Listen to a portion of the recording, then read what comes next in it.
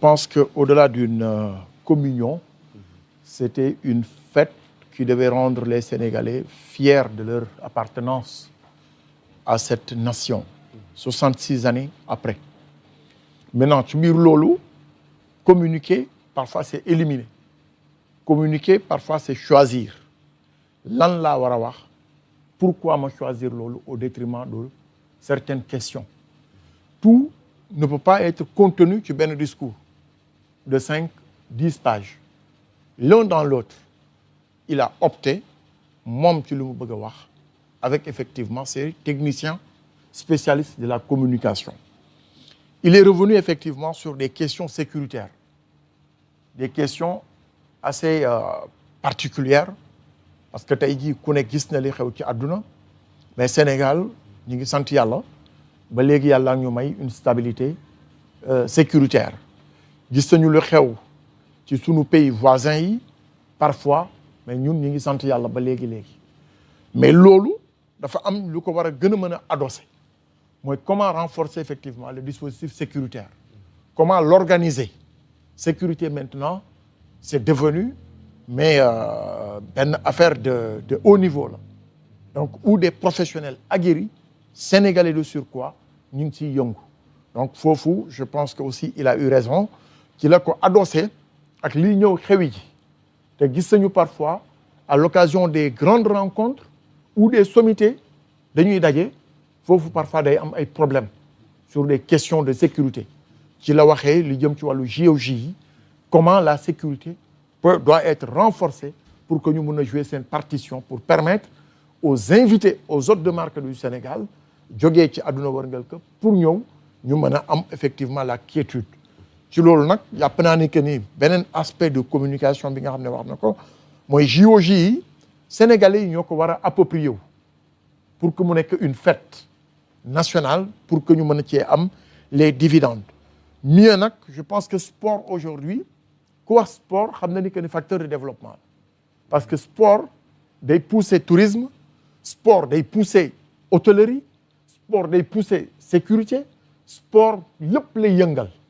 Donc je pense que la transversalité du sport moo war a tax sénégalais yëpp conjuguer leurs efforts vers un élan de solidarité pour que ñu réussir ce pari. N'oublions pas que c'est la première fois dans l'histoire Afrique di héberger li nga xam ne mooy JOJ et c'est le Sénégal qui accueille.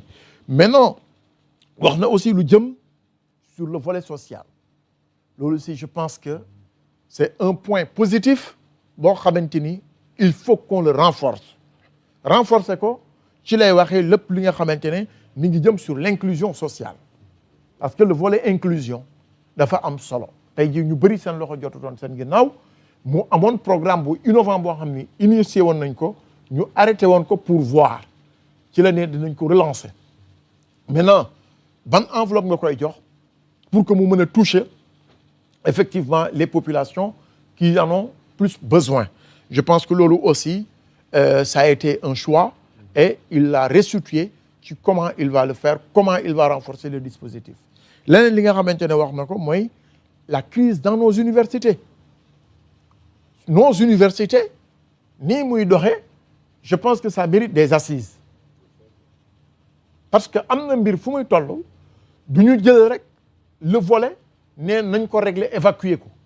Mais il faut que tous les acteurs ñu mettre leen ensemble ñu redessiner waat la cartographie universitaire. Xool yan filières, comment les renforcer, comment réorganiser nos universités. Est-ce que c'est une organisation bi ñu am depuis boobu ba léegi c'est viable pour notre économie université, mais je pense que ça doit être un espace de production. Mais bu amulee gàllankoor yi dañuy daldi bëri. Donc je pense que lu jëm tamit ci wàllu formation c'est une question cruciale. Wax na ko parce que tey jii ndaw ñi ñu ngi ut xëy léegi li Samuel wax mooy dëgg ndaw ñi bu ñu leen tàggatul on forme que des agresseurs demain du futur. Maintenant comment faire? Il faut que ñoom ñu doter leen des métiers de l'heure. Am na métiers yoo xamante ne tey bokkul ci suñu environnement bokkul ci suñu jargon parce que ñun formation classique bi la ñu yoroon. Maintenant que léegi formation bi dafa jàll ci beneen niveau, je pense que loolu yëpp nos universitaires avec l'État et autres war nañu mën a toog pour régler effectivement ces différentes problématiques yi nga xamante ne moo nekk des enjeux pour le Sénégal.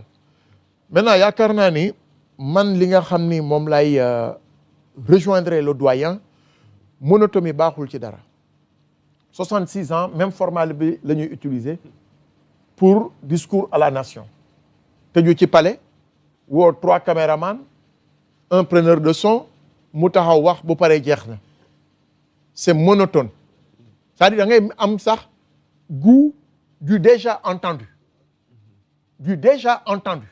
maanaam moom lii muy wax amul dara lu ci bees ci lay demander nag gis nga ñun suñu technicien audiovisuel yi wala ñiy jege yenn kilifa yi il faut que ñu am esprit de créativité man suñu ma ne woon Abbas comment tu verrais le discours du président xam nan laa koy def jawrin damay créer un plateau imaginaire virtuel bu graw ma jël 50 jeunes de chaque région du Sénégal jël les différents groupements de promotion féminin jël la crème de mon discours sur la sécurité ma ñëw teg leen sur un plateau ma nekk ci digg bi j'ai les différents templates un peu partout je donne la parole aux jeunes ñu poser ma des questions sur les problématiques des jeunesses nan laa ko gisee ma apporter leen une solution ma jël les femmes ma jël quelqu'un qui effectivement vit avec un handicap mu porter la parole des personnes vulnérables etc.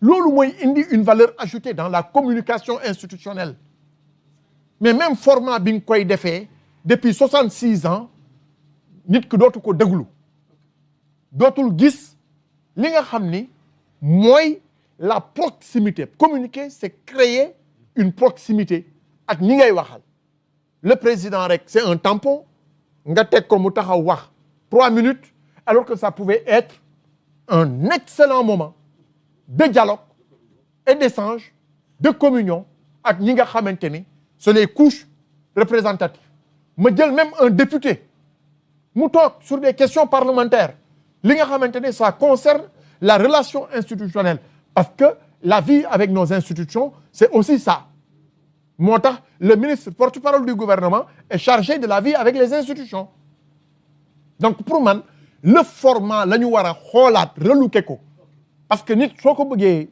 li muy dëgg wax nit ñi dëggu ko da ngay changer méthode nii muy amee nii bu continuer nii c'est kenn du ko dëggu kenn